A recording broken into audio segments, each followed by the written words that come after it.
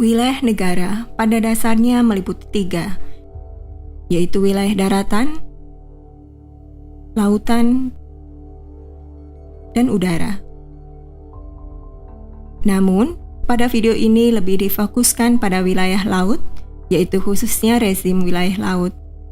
Hal demikian karena praktek masyarakat internasional menunjukkan bahwa wilayah laut merupakan wilayah yang kompleks dan menimbulkan banyak permasalahan dalam pengukuran batas wilayahnya. Oleh karenanya, hukum internasional mengatur secara tersendiri wilayah laut dan pemanfaatannya di dalam United Nations Convention on the Law of the Sea pada tahun 1958 yang kemudian diubah dengan United Nations Convention on the Law of the Sea pada tahun 1982 atau lebih dikenal dengan istilah UNCLOS tahun 1982. UNCLOS membedakan wilayah laut dalam 8 rezim, yaitu perairan dalam, perairan kepulauan, laut teritorial, zona tambahan, zona ekonomi eksklusif, laut bebas, landas kontinen, dan selat yang digunakan untuk pelayaran internasional.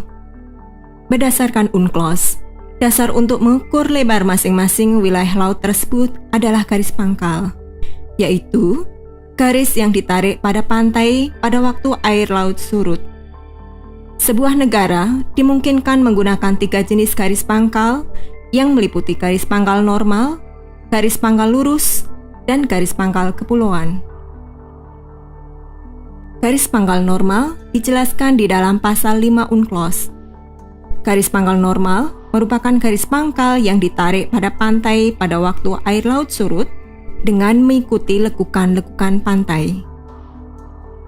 Sedangkan garis pangkal lurus yang diatur di dalam pasal 7 UNCLOS, yaitu garis yang ditarik dari pantai pada waktu air laut surut, tidak mengikuti lekukan pantai, tetapi menghubungkan titik-titik atau ujung-ujung terluar dari pantai.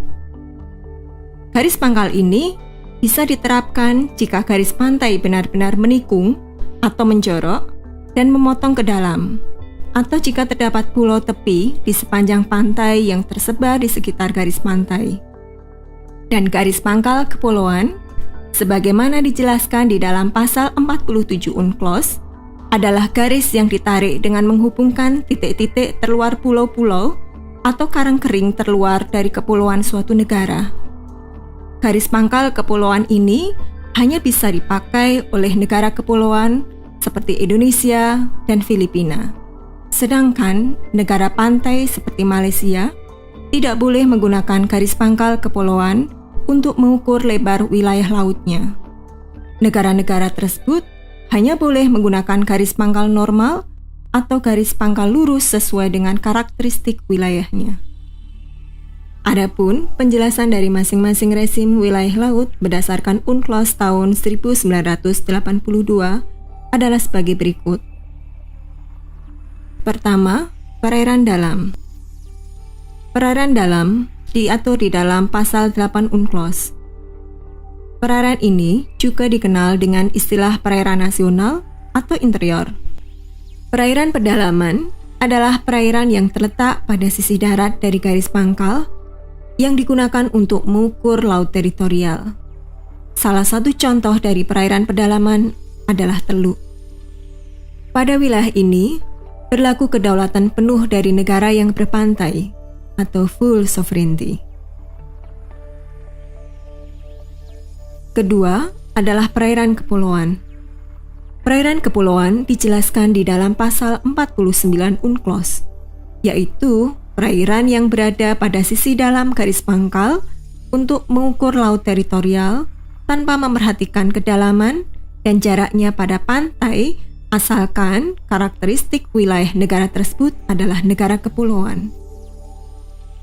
Pada wilayah perairan kepulauan ini tidak berlaku kedaulatan penuh, tetapi hanya berlaku kedaulatan atau sovereignty, karena ada hak innocent passage atau hak lintas damai pada jalur pelayaran internasional yang telah ditetapkan oleh negara kepulauan.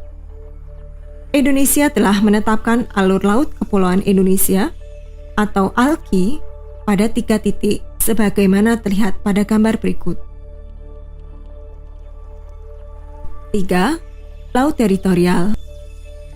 Laut teritorial diatur di dalam pasal 3 UNCLOS, yaitu wilayah laut yang diukur sejauh 12 mil laut yang diukur dari garis pangkal. Pada wilayah teritorial ini, negara mempunyai yurisdiksi untuk menetapkan dan melaksanakan hukum di negaranya, sama seperti di rezim wilayah perairan kepulauan. 4. Zona tambahan. Zona tambahan sebagaimana diatur di dalam pasal 33 UNCLOS merupakan wilayah laut yang diukur sejauh 24 mil laut garis pangkal dari mana lebar laut teritorial diukur.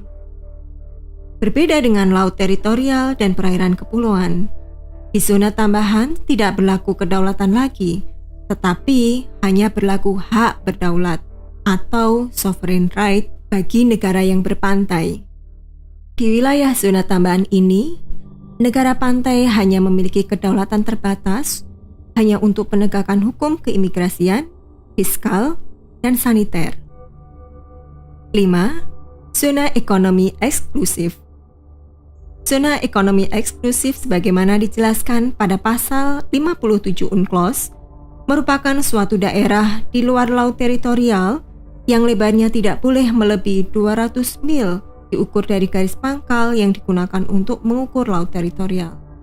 Di wilayah ZEE ini, sama rezimnya dengan zona tambahan, yaitu hanya berlaku hak berdaulat bagi negara pantai. Antara lain, untuk melakukan eksplorasi, eksploitasi, konservasi, dan pengelolaan sumber daya alam, hak penerbangan udara, pendirian dan penggunaan pulau-pulau buatan, riset ilmiah, dan penanaman kabel, serta jalur pipa. 6. Laut bebas. Laut bebas sebagaimana diatur di dalam pasal 86 sampai 120 UNCLOS adalah wilayah laut yang terletak di luar 200 mil dari garis pangkal di mana lebar laut teritorial diukur. Pada laut bebas ini berlaku freedom of the sea, oleh karenanya semua negara bebas untuk melakukan eksplorasi dan eksploitasi di wilayah ini dengan batas-batas yang telah ditentukan di dalam UNCLOS. 7. Landas kontinen. Landas kontinen pada awalnya merupakan istilah geologi yang kemudian menjadi bagian dari istilah hukum. Menurut pasal 76 UNCLOS, landas kontinen yaitu daerah dasar laut dan tanah di bawahnya yang berada di luar laut teritorial yang merupakan kelanjutan alamiah dari daratan sampai ke batas terluar tepian kontinen atau sampai jarak 200 mil laut diukur dari garis pangkal. Titik-titik untuk penarikan garis pangkal tidak boleh terletak lebih dari 350 mil laut dari garis pangkal atau tidak boleh terletak lebih dari 100 mil laut dari kedalaman 2.500 meter isobat. 8. Selat yang digunakan untuk pelayaran internasional. Selat yang digunakan untuk pelayaran internasional sebagaimana yang diatur di dalam pasal 34 sampai pasal 44 UNCLOS adalah selat yang digunakan untuk pelayaran internasional. Penggunaan selat untuk pelayaran internasional ini tidak mempengaruhi status hukum dari perairan suatu negara. Di Indonesia, selat yang digunakan untuk pelayaran internasional antara lain adalah Selat Malaka, Selat Sunda, Selat Makassar, Selat Bali, dan Selat Lombok. Demikian adalah penjelasan tentang rezim wilayah laut berdasarkan UNCLOS tahun 1982.